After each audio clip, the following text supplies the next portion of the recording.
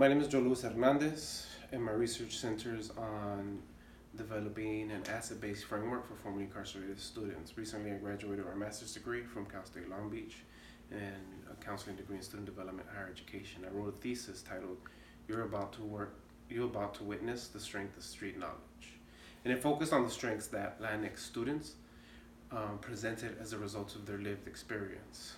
For me, I felt this research was my entrance into the conversation, illuminating the experiences of formerly incarcerated students, specifically as they come home and as they enter higher education and they progress. I looked at successful students that had transferred from a community college to a four-year university and had already either attained a bachelor's degree, a master's degree, a doctorate degree, or were in a doctoral program.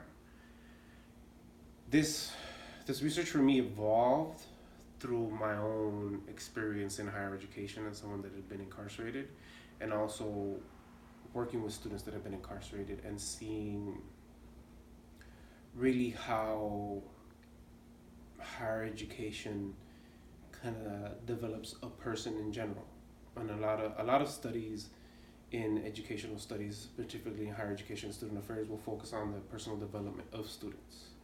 And so when I began to see that in higher education and play out working with students, I originally came into my master's program thinking about, I wanted to look at how education helped reduce recidivism and how education helped, students acclimate back to society, and how it helped, I was looking at higher education as the savior and presenting the student in a deficit perspective.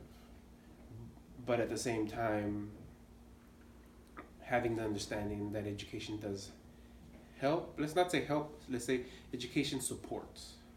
And that's what I began to understand, is that a lot of literature is very deficit based in saying we're gonna help, we're gonna help, we're gonna help, we're gonna help, where the institution is only gonna impact the student. And I began to look at a lot of research like microaggressions, racism, and systemic racism in higher education.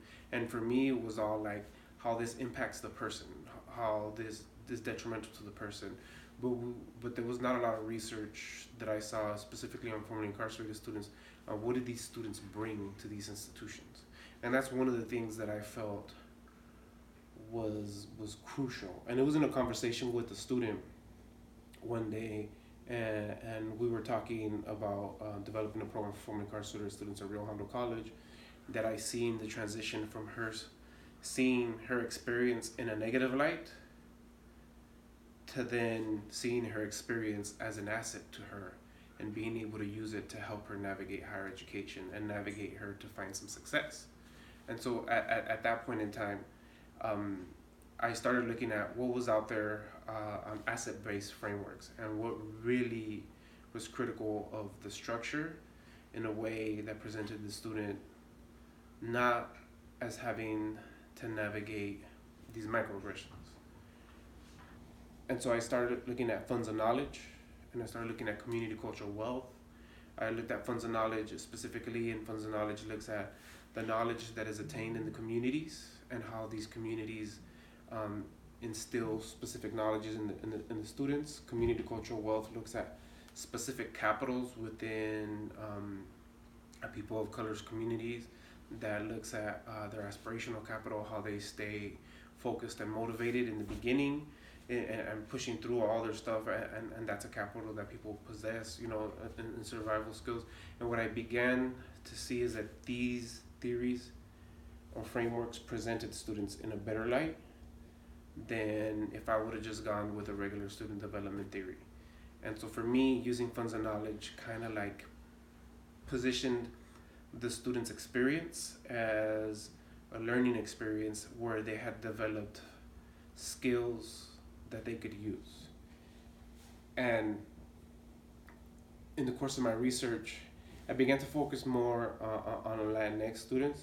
And this is now in my PhD program at Claremont University. I would like to expand to all students, but like looking at what are the skills that people develop, right?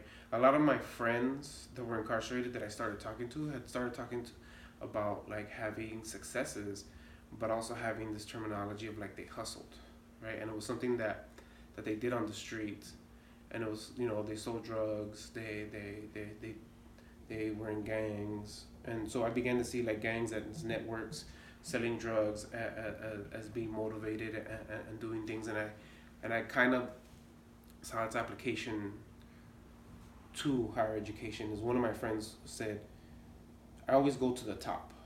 I always go to the big people that are selling drugs. And so she said that she went to school, and so she started going to department chairs, to the deans, straight to the president. And so she began to set up a network for herself for success that I saw that was a skill she applied then, and then it was a skill that she applied now. You know, another person talked about being about selling drugs and doing things, but that in order to survive in community college, they learned how to hustle to get scholarships, how to hustle to get grants, how to hustle to get various things. And so this became the knowledge that they had, that they were able to transfer to higher education. And then I also saw, as I also touched on a little bit of the systems theory literature, which looks at how recidivism stops, and secondary desistance is basically when a person kind of changes who they were and finds power in their story to change who they are. And that tied in with the experiential knowledge. That funds of knowledge really looks at like what you learned and how you use it there and how you can use it here. So I started seeing that a lot of my students, my interviewees, they looked at their story as a tool for change. Being able to help others, being able to change stigmas. You know, I also found that a lot of the people that I interviewed were looking at causing change structurally by changing policies within higher education and making sure that other people had jobs. And then the biggest thing that I found back that was consistent with all my interviewees is the want to give back. Right, they want to give back to their communities, they want to give back to people like them, and they want to give back to people that are coming home. So those are my key issues, key findings, and just knowing that as I build and fine tune it, like being able to find something where people that were with histories of incarceration are now seen as scholars, so maybe even seen as like streetwise scholars, versus being just seen as like, okay, these are students, we need to help them. But it's more of like, how can we support these students to empower them?